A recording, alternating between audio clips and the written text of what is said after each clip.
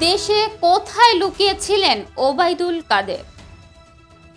ছাত্র জনতার গণ অভ্যুত্থানে সাবেক প্রধানমন্ত্রী শেখ হাসিনা ভারতে পালিয়ে যাওয়ার পর থেকে তার দল আওয়ামী লীগের শীর্ষ নেতাদের বেশিরভাগই লাপাত্তা হয়ে আছেন। বিশেষ করে গেল ১৬ বছর ধরে আলোচনা সমালোচনার কেন্দ্রে থাকা আওয়ামী লীগের সাধারণ সম্পাদক এবং সাবেক সড়ক ও যোগাযোগ সেতুমন্ত্রী ওবায়দুল কাদের কোনো হদিসই পাওয়া যাচ্ছিল না। তার অবস্থান নিয়েও ছিল ধোঁয়াশা।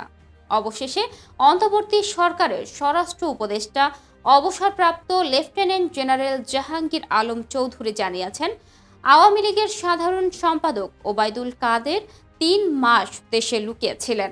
তবে সরকার সে বিষয়ে অবগত ছিল না। জানা থাকলে তাকে গ্রেফতার করা হতো।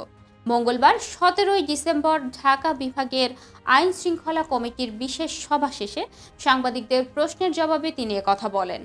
তিনি স্থানীয় গণমাধ্যমকে ক্ষমতাচ্যুত হওয়ার পর ওবায়দুল কাদেরের দেশেই আত্মগোপনে ছিলেন মর্মে খবর প্রকাশিত হয় মঙ্গলবার।